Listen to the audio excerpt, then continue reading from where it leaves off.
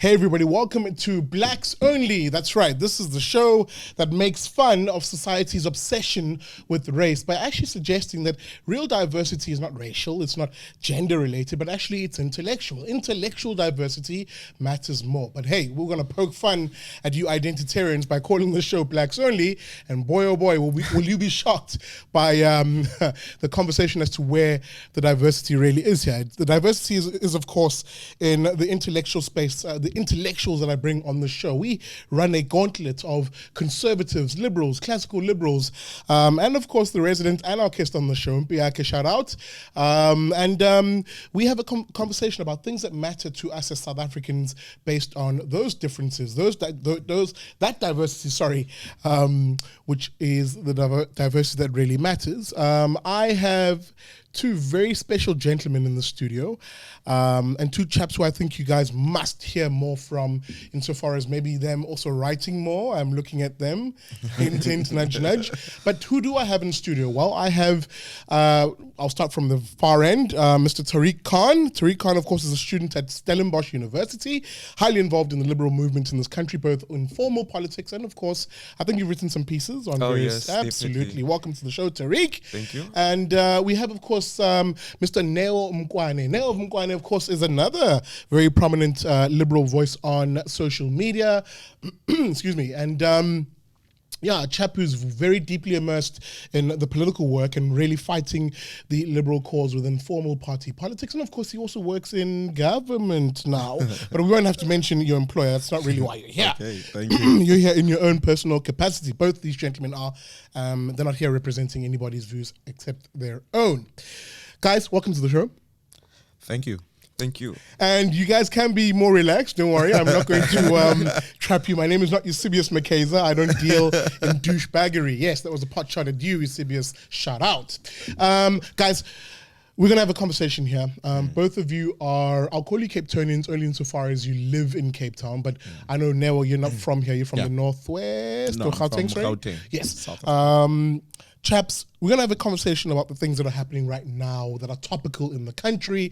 Top on the list, I suppose, and it's going to be on the Big Liberty show soon enough, is the Women's March that happened here in Cape Town. The Women's March saw at least about 4,000, maybe between 3,000 and 4,000 people converge on Parliament. These are they're not homogenous. This was a different eclectic mix from the LGBTQ lot to the woke feminist types to just ordinary women actually who said enough is enough. There is far too much violence, gender-based violence in the country. Because liberals are often argued to not having an understanding of social issues, that we're somehow cold and robotic, but actually we're not. We have a very firm grasp around three central concepts when it comes to the individual and the social aspects to them. Those three concepts are one's quality of life and really one's life, period, one's right to life in particular.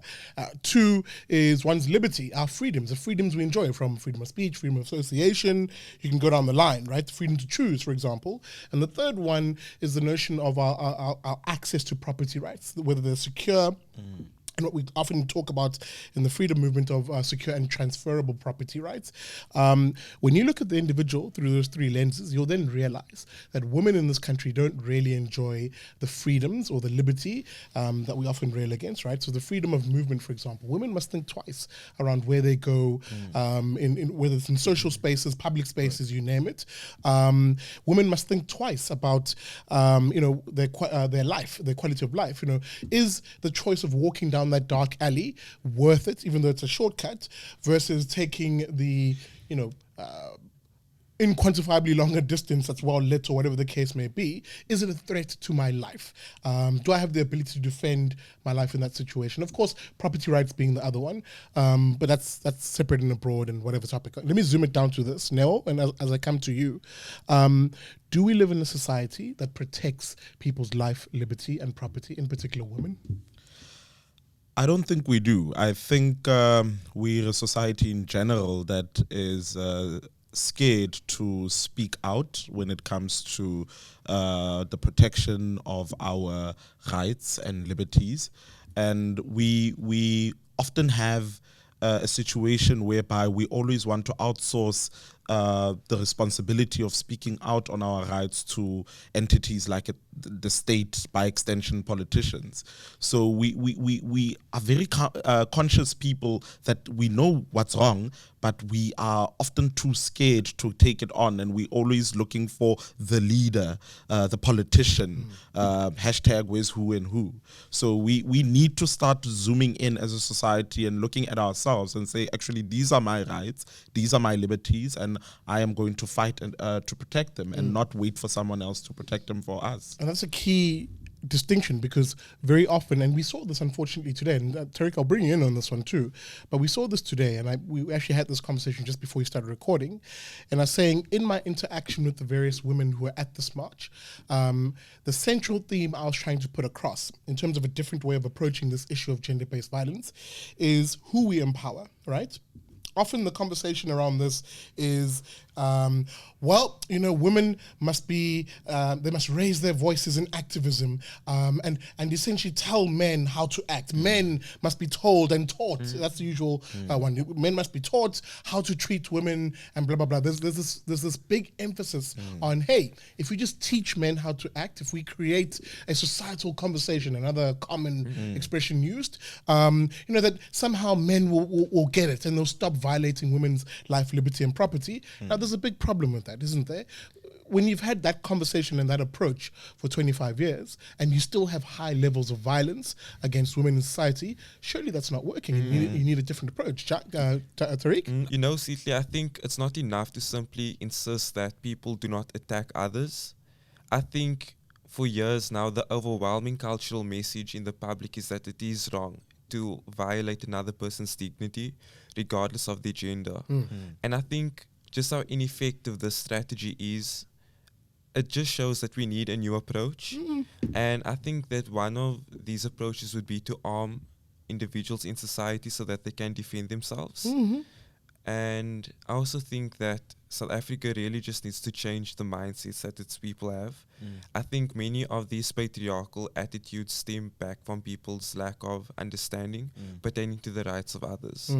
And that's an interesting point Tariq raises. And again, we had this conversation. Sorry, guys, to keep saying for saying this the whole time, because we really were chatting it up before we started recording. And we raised this issue to say, for me, and let me maybe share a personal gripe that I really hate about this conversation as it happens out there in the activist world, the sort of social justice world. There is this weird insistence on preferring to play or cast someone, a group of individuals, as victims, and from that position, therefore argue that those people need to beg for something which really is a right. And we just said, for example, maybe to bring it back to the topic, that women invariably are seen as victims in society, and because of that, and which they are, they're vulnerable rather, as opposed to me calling them victims. But from that, there's two different streams which we follow here. The one is someone like you and I might say, well, okay, if we're saying women are vulnerable, the question therefore becomes, what do we do to change that? What do we do to empower them? Forget about the people who are disenfranchising them, who are abusing them, whatever. You can't really do much to change the fact that that exists in society. In other words, South Africa is a violent society. We can't really do much in the here and now to change that. Well, that's a long-term thing. But what we can do is to say, in a type of a society that it is, a violent society, what can we do to protect women, right? And give them the power to defend themselves. And you raised it, right? Arming people is one way. Again, we're not saying everyone should have a gun. It's the Wild West, and we settle disputes by, shooting each other. That's not the point we're making. But we're basically saying that lady who has to make that decision of walking down the alley makes it with a bit more confidence, knowing that she can defend herself if someone were to try pop out from the dark corners to violate their life, their liberty, or even their property rights, in other words, steal from them. Neo, I'm going to come to you. It's a controversial point in this country because there's a very big fear element around guns generally.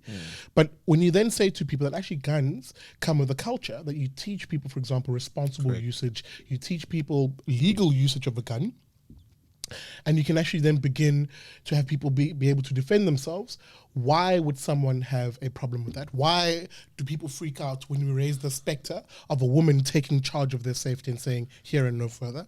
I think it stems from a little bit from what Tariq mentioned earlier, that we're a society that lacks a certain understanding, and whenever a controversial topic is thrown at us, our quickest response is to look at the latest example of, in this case, what guns can do. And people always go to the United States and say, look at that. You have a crazy man shooting around the room and suddenly 20 people are dead. So I think for me, it's an issue of a lack of understanding and awareness onto how we can, as a society, learn to defend ourselves and use systems which are afforded to us to defend ourselves. And arming is certainly one of them. And as you quite rightly say, we're not saying that it will solve the problem, but it evens It's not a out. panacea, you're right. Exactly. It's definitely not a panacea. So we need to ensure that people have the capability to defend themselves when confronted with such challenges. And you quite rightly say we live in a violent country, and therefore we need to ensure that whatever response that we come up with is one that is relevant and that can obviously respond to the current circumstances within that area. Guys, let's move on. Much to Tariq's excitement. Just kidding. Guys, let's move on. I want to look at the economy. I really did want to look at the economy. And there's certain issues that we're going to traverse in doing that. The latest GDP numbers came out. The economy grew by 3.3%. However, in the previous quarter, it had actually shrunk by 3.1%. So we're still just at the point of just about to reach zero. And we had this conversation with IRR economist Ian Cruikshank, so you can watch out for that on the Big Liberty Show channel. But what I wanted to raise with you guys is this. Invariably, the people who suffer the most under this economy are those who don't have access to opportunity.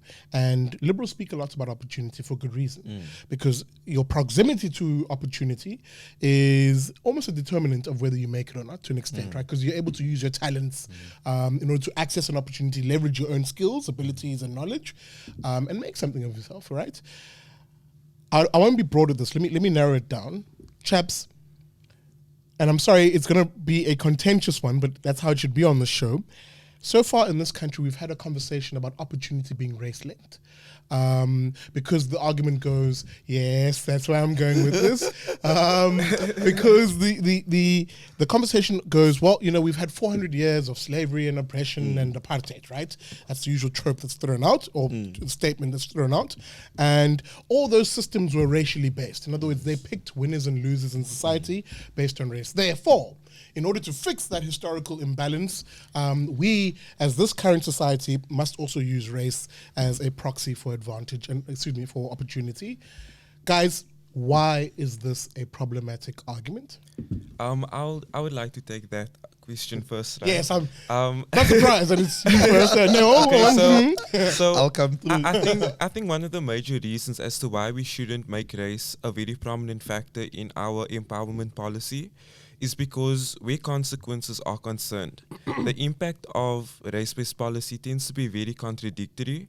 And I'll give you an example, right? So according to the broad-based Black Economic Empowerment Act of 2003, I think, that act says that the objective of this legislation is to promote Black participation in the economy, right? Then it also states that Black, colored, and Indian people all fit under this term Black. But then if you look at certain case studies, what you find is that some people who fit under this Black category are not included in the economy because of their race. And in that way, the legislation tends to be very contradictory. I've read of incidences where colored people, where Indian people are not given promotions due to their race, even though the affirmative action policy states that they are meant to be included. And then I also read another newspaper article a few weeks back, and it said that the EU refuses to invest in South Africa unless it scraps BEE. And that just shows how some affirmative action policies are actually impeding growth instead of promoting it. The alternative that I support is called economic empowerment for the disadvantaged, which is a policy Hint, IRR, yes. which is a policy that has been pioneered by the Institute of Race Relations. And one of the key characteristics of this policy is that actual disadvantage will be the determining factor that decides whether or not a person receives government assistance or not. And I think one of the other reasons as to why this alternative is good is because, if you look at the model of affirmative action in South Africa, you find that it benefits those who are already empowered. It benefits those who already have access to jobs, who are most likely to already be part of the working class. We don't have a policy that focuses on those who are genuinely economically disempowered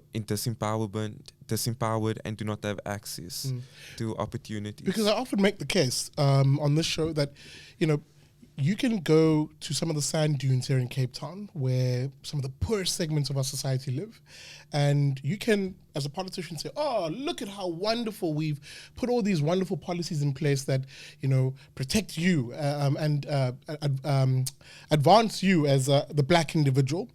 And that person's going to look at you with a very funny eye, because their lived reality in a shack somewhere on a sand dune here in Cape Town is one of as far as possible, they are as far as possible from opportunity, even though there's all this legislation that we are told in the mainstream is benefiting black South Africans. Neo, I will come to you on this one because, for those who are wondering why there's this unspoken tension here, Neo belongs to a certain political party in this country that has had a contentious issue with this. But again, as I said, none of these gentlemen are representing any political parties. They're here on their own behest. Neo, I need to pick your mind on this because it's been a big debate in a certain political party, but also it's been something you've also been quite vocal on online. Do you have... What's your view? Actually, let me begin the question that way. What is your view? Should we be using race as a proxy? If so, why? If not, what is a better alternative? I don't agree with using race as a proxy of disadvantage. I've been very vocal about this personally on my personal social media accounts, and also internally in the party within the youth structures as well. I have put my point across. The issue with putting race as a proxy of disadvantage is that it bypasses all the other sort of issues that it's almost as if you're putting a plaster on a gunshot wound and saying, look, focusing on numerical goals, for example, in workplaces where if there's 10 executives, 8 have to be black to reflect the demographics of the country without taking any due consideration to those people's, whether they deserve the job, the merit question, whether they're capable and competent to do the job. It's something that's not brought into the fold. So my alternative, and it goes much to what Tariq has spoken about and what the IRR has pioneered, is to ensure... No, this is not free advertising, thank you very much.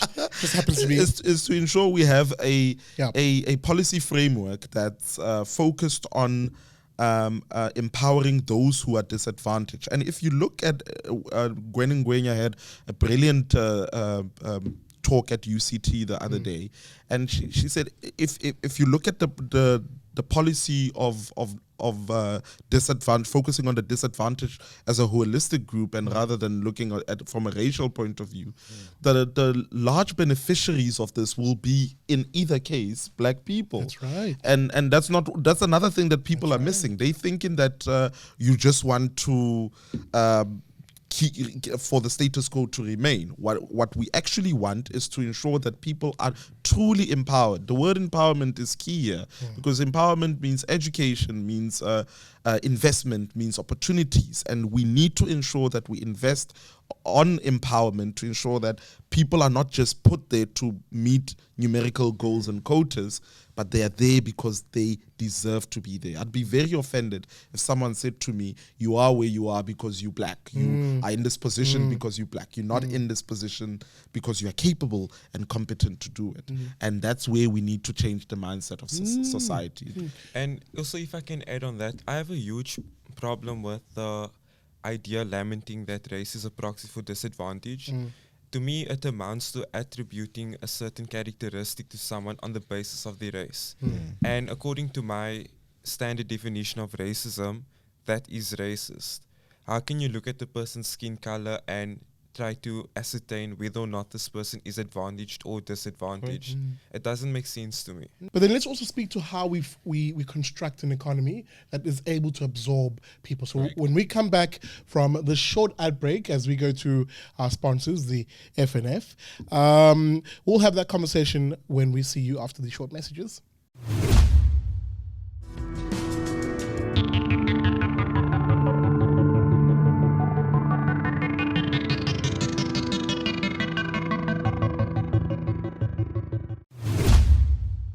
Hey guys, welcome back.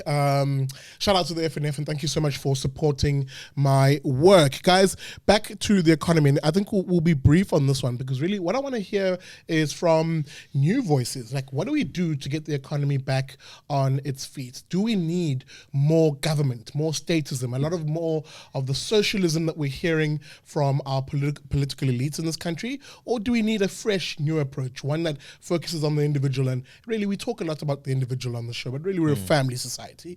And insofar as the individual is able to prosper, it often happens within the family unit. So guys, what are your views? What do we do to get the economy back up and running? Tariq? So my view is that we should scrap socialism in its entirety. Yep. I don't think that there's any society in the world which has been able to successfully grow through the implementation of socialist policies. I remember this one time I went to a presentation in which I debated some students who were on the left. And then this one student actually tells me, Tariq, you cannot say that free market economies are the best to model your economy on, because look at the development that's taking place in China. Look at how at Russia they had to reform the economy so that it could grow. And then my response was, well, are you aware of the fact that those countries do have free market economies? They actually had to reform the status economic policies so that there could be growth. I actually did a little bit of research on the ease with which, on how easy it is to register a business in South Africa. And what I found is that South Africa does not even feature in the top 10 countries when it comes to registering a business. We are at we are somewhere in the 80s, while countries that have very low unemployment rates like South Korea are in the top 10. So I think that's the first thing that we have to do. We need to make registering a business easier in South Africa. And then I also think that instead of viewing the state as the producer of jobs, we need to rather try to reduce the state's involvement in the economy. That's right. And we should rather try to create an environment that is conducive to economic growth. The Western Cape has the lowest unemployment rate, and this is because this government is committed to repealing legislation that doesn't promote growth. I feel that if we want to grow the economy, we also have to invest more in helping entrepreneurs. I know, according to research, I can't remember by who it was conducted, job creating initiatives. No, wait, I need to think about my point again. All right. In Europe, it turns out that entrepreneurship is a huge contributor to job creating initiatives. Right. And if it can work there, I don't see why it can't work here in our own country as well. Devolving the state and the power and the resources of the state into the hands of families and into the hands of individuals. There are very practical ways of doing this. And Tariq, this is where I was saying, Tariq, you brought it up. Like the EED policy that the IRR has written, all these acronyms, has written about, speaks to this, right? So for example, the voucher system.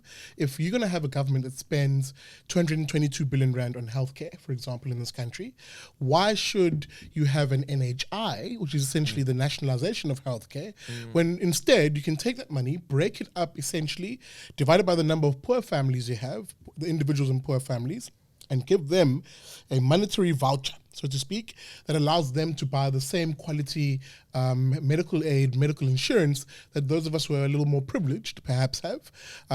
So you're shifting the argument, aren't you? You're basically saying if you acknowledge that the private sector is doing something well or it's doing something better, instead of taking poor people away from that quality, bring them closer to it by giving them the means to be able to access it, and therefore roll back the role of the state. In other words, give people, and this is, for example, a practical way of enacting what you were suggesting we need to do, which is limit the interference of the state in the economy. Your thoughts on this?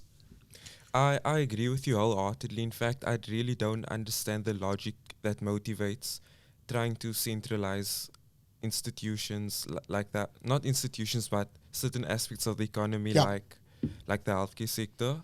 I really think that we need to allow the private sector to get more involved so that we can broaden access to its quality. And the private sector, as Neo was saying, isn't just the big firms. It's allowing, for example, once you have these millions of South Africans who have this cash in hand, so to speak, in the way of a voucher, I often argue with leftists and say, you mean to tell me there wouldn't be a springing up of smart entrepreneurs who try and access that market, Neo? And Sorry, one more point. Also, so in Hong Kong, they actually implemented a very similar policy to economic empowerment for the disadvantaged. What they did was they implemented a voucher system for families. And the consequences were that access was increased to education, and there was also a greater level of involvement from lower income families. Guys, hang on, but I wanted to get to this because I've been dying to play this role the whole evening, which is the role, of course, of devil's advocate. I'm going to play the role of an identity-obsessed individual, an identitarian, someone who believes societies are defined by race and gender and all these other aesthetic things. And of course, I'm going to play the role of a social justice warrior, a leftist invariably, because we've had a conversation for the last 30, 40 minutes. I'm not sure what the time is. We've had a conversation, and if I was a leftist listening to this, I'll go, who are these people? They're selling out blackness. They're selling out the revolutionary project of building a socialist utopia for black South Africans, one which punishes whites who we call as lefties colonialists of a special type or settlers of a special type. It's a SACP document. If you are interested, you can go back to have a look at that. And you know these look at these liberals, freedom people. Who are they? How dare they try and take away our control of black people? So I'm on the basis of being this character, right? This leftist SJW. Let me pepper you with some questions, and I want to see how you guys respond. Tariq, no, you are selling out the Khalid cause. Khalids in this country have never belonged. In apartheid, we were too black, and today we're too white. And therefore, on this basis, we need to entrench a Khalid identity. On that basis, on that identity, we can then punish both blacks and whites who subjugate us. And you are selling us out. Tariq, how do you respond to that? Well, I first want to respond to that by saying I do not agree with your reference to the Khalid cause. To me, talking about the Khalid cause suggests that we are a homogenous group that shares all the same interests. And I'm sorry, but Khalid people are individuals. So my interest as a Khalid individual could be very different to that of another colored individual who is perhaps older than me, who has a different set of interests. And then my second point of contention is your talk of being too white or too black. Personally, I do not know what that means because talking about being black or white is very abstract. I think being black for one person might be different when it comes to being black in another person's context. And then I also wanted to say that I think saying we need to act against white people or act against black people really reinforces this idea of an apartheid divide because you are telling people that they need to judge other South Africans based on their racial identity and not on the basis of their character. I'll often tell my friends who are very leftist whenever they spin some similar arguments that, there are many colored people who participate in crime. Many of them are involved with gangs, right? That doesn't mean you need to hold me accountable for the actions of colored gangsters, right? And if you agree with this argument, why would you say you need to hold every white person accountable for apartheid? Why would you say you need to hold every black person accountable for the corruption of a small group of politicians in the ANC? You cannot take a minority's misdeeds within a particular group and say that everyone else in the group needs to take responsibility for that, almost as though they had a role to play in that misdeed. People are individuals, but now the social justice warrior goes, no, I disagree violently. And you're lucky that there's a camera because usually as lefties, we would have burnt your books and thrown you out of rares or whatever the case we do. We're violent people. And I look to Neo because Neo, I've got the same skin color as you. And Tariq, no, it's the whiteness in Tariq that's making him say all this nonsense. Neo, we're black. And Tariq just doesn't understand our shared black pain. You know, the blackness in this little space right now, the safe space between us. I'm gonna create this little safe. Sorry, wait. See, I'm making myself laugh. Come on, now. You're not convincing me there. Let me get it out. Let me get it out. No. We've got the safe space as black people, and we need to stand together, because if we don't, then we're going to have infiltrators like this white man over here who's trying to divide us. Brother, we need to stay together and tell these white people that we need to be socialist. We need to take the wealth and the land away from these whites who dispossessed all of us, didn't they? I think it's very easy and convenient to mobilize people on those bases. Firstly, my skin color doesn't define who I am and the ideas and the values which I hold dear to me, to my heart. I don't believe that black people are a homogenous group. We're very diverse and we believe in different things. What sets us apart could be culture, tradition, language, and far more other things. You might like the color blue, I might like the color white, or whatever. So they'll chew you up for that. So there are various other things that set us apart, and not just.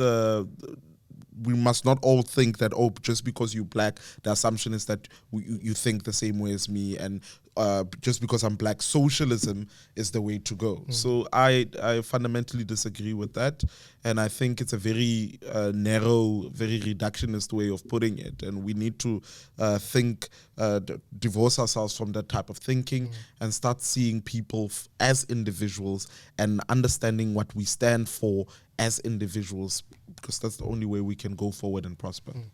Final retort from the leftist, because he's feeling a little isolated now. Like, who are these two sellouts that are in front of him?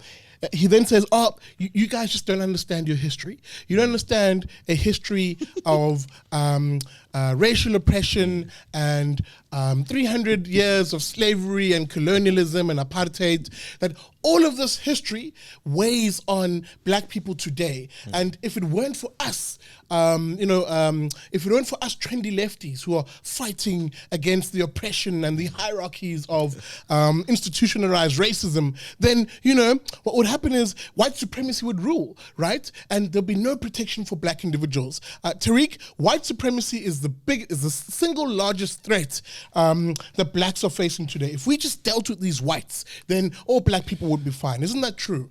Well, I'm just listening to what you first said, and I'm trying to remember everything that you said right now. Okay, you first spoke about how apparently I do not understand things, and I want to say, you haven't really created the criteria that people can use to judge whether or not another person understands something or not. So I would just reduce that first point to a silly ad hominem attack. Just because a person disagrees with you doesn't mean that they don't understand the context. It simply means that they interpret the context differently, and they also have an alternative set of solutions. Then the second point that I want to make is that I think saying that white supremacy is this country's biggest problem, my response to that is that you're talking a whole load of nonsense. I love how you sort of censor yourself, like, damn it, nonsense.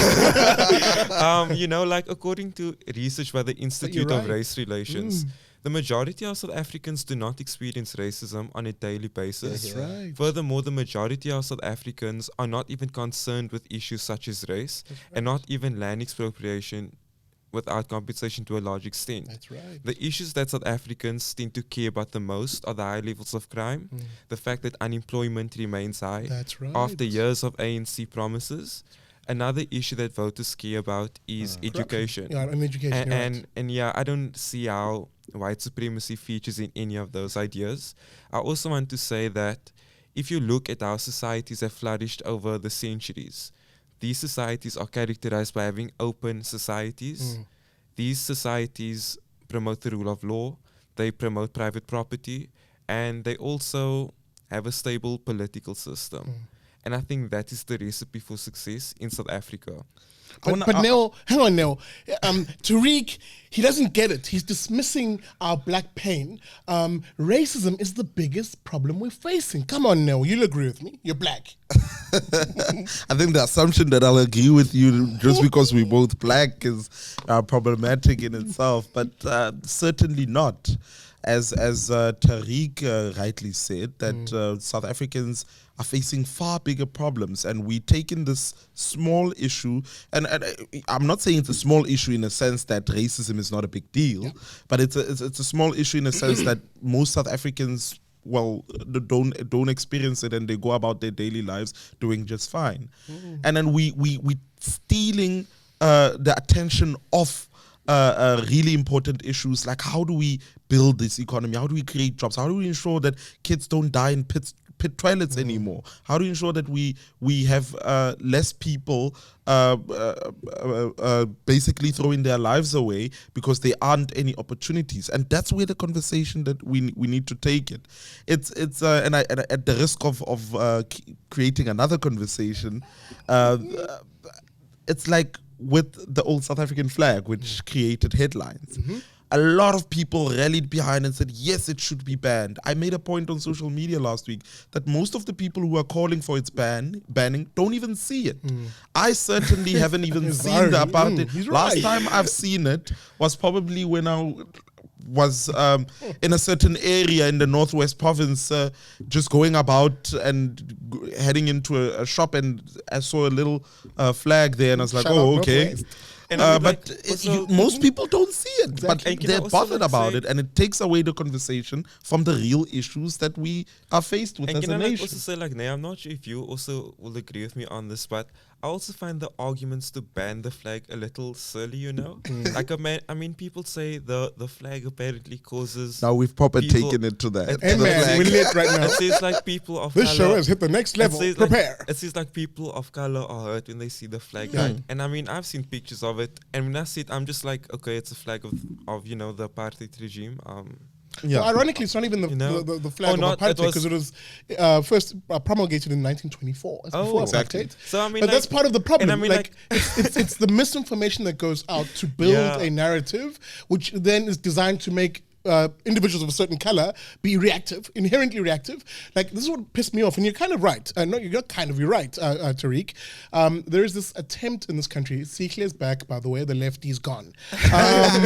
There's this attempt in this country to paint black people as fragile, to the point where, you know, even just the sight of something must make us just lose our minds and forget the context of what we're living in. And of course, who's there to save us? Who's there to be our guardians? Are the politicians, right? Oh, they're here to save us. Therefore, ergo, according to their argument, if you want us, the political elites, to save you more, give us more power. Give us the power to ban things. Give us the power to decide winners and losers in society. Give us the power to shut certain spaces down, deplatform, cancel certain individuals, the cancel culture that's now developing. And I made the same argument you made, Neo, that if we're not careful, you're essentially giving the very people who sometimes we have serious problems with the power to disregard our opinion when we disagree with them. Society is doing that willfully. We are now calling, and when I say we, I say as South Africans, are calling for the return of the death penalty. Yes, which has gone viral right now on which has social gone media. Viral. I get the intent, I get the cause, and you get the frustration, and I get the frustration. But you are basically saying to the same people that you're saying have failed you, you're going back to them and say, "Hey, you failed me so much. I'm giving you more power. Here's Literally. more power, kill me." Exactly. And as liberals, it should offend us. It should fundamentally offend us, because as classical liberals, as libertarians, whatever, we often argue that human beings are inherently ordained with three things: life, liberty, and property. Giving the state the ability to end your life is not something we should be supporting and clapping on, especially when we make the same argument that those individuals who sit in those positions of power are not to be trusted. And Nero, you made this argument just now. Guys, let me wrap it up. And this is where I'm going to wrap it up by giving you guys the final word on the show. And you're welcome, by the way, in the final word, to punt your social media, how people can reach you, and where you may be writing and people can find your stuff. Talk to me about your ideal South Africa. We are young, black liberals in this country, and I purposefully raised the black element. This is black, certainly. We're young black liberals in this country. We are not in the majority by any stretch of the imagination intellectually. We face the headwinds of the statist ideologies, the leftist Marxist individuals who dominate social media in some cases, and of course dominate them in other actual institutions like government and the like. What does your ideal South Africa look like? Talk to me about that in 45 seconds. How do we build that ideal South Africa where someone like you, me, Neo, anybody really in this country can actually live a life where their life, their liberty, and their property rights are protected and advanced and they prosper? What does that society look like, Tariq? To me, the society is underpinned by a coherent ideological vision. So we will have a country that is governed by liberals. We will not have a situation where on one end, the ANC government is trying to promote jobs, but then on the other hand, it's promoting policies that destroy jobs, like national health insurance, like land expropriation without expropriation. And then the other pillar of the vision that I have for my country is one where it really invests in its young people. I think that human capital is very important, and I think we should really invest in education and especially early childhood development. That one I agree with wholeheartedly. Neo, what does that ideal society look like? Where we curtail the powers of the state, where we have a less powerful state and by extension taking that power from the state to the people. Absolutely. Where it is easy to start a business, where I can just take out my smartphone, and if I have a business idea, just go on with it and roll on with it. It's a society whereby we respect each other's decisions and opinions, and we basically defend each other's rights to have those particular views and opinions and ideologies. It's a country where we have a thriving free market. And we invest quite a lot, and I'll agree with this. I've been a fan of this point for quite a while, that Tariq spoke on human capital. We need to ensure that our human capital, we treasure it. On average, South Africa is a really young country. And if we hit the right notes, we will definitely become one of the most successful countries. But currently, we're not heading in that direction. We're heading in the opposite direction. And I'll take up your offer. Yes! My Twitter handle is @RealNeoM, and you can find me there. Thank you. Tariq, how do we find you on social media? You can just look out for the articles I write. I try to write on a monthly basis. Thank you. Awesome. Guys, firstly, thank you so much for joining me on this episode of Blacks Only. I've got a feeling it might be one of the more popular ones, given where we've been. And we've traversed very diverse topics on the show. And I really wanted to pick you guys, your minds really on a lot of these issues. And of course, thank you for watching the show. I mean, we are nothing here at the Big Liberty Show without you guys and the various iterations, of course, of the Big Liberty Show brand. You guys rock. Thank you so much for the support. And remember, for those of you who don't know how you can support the show financially, you can... excuse me, that water came back with a vengeance. You can find us, of course, by supporting the Friends of the IRR campaign. That campaign simply needs you to SMS your name to 32823. An SMS will cost you R1. Terms and conditions apply. And hey, you can pledge 90 Rand a month towards supporting the Big Liberty Show and, of course, my colleagues at the IRR. But hey, maybe you don't like SMSs. You're in new school. You're hip. Well, then find us online by going to www.irr.org.za/join, and you can sign up a monthly debit order of 90 Rand there. Guys, it's 4 or 5 cups of coffee a month. But it's those funds that allow this brand, this favorite fat boy over here, to get into the communities, to share a lot of these ideas that you heard from my able friends over here, and really to spread these ideas both in campuses, in the rural parts of this country, everywhere. And I need your support to do exactly that. Guys, thank you so much for watching, and I will see you next week on The Daily Friend and The Big Liberty Show.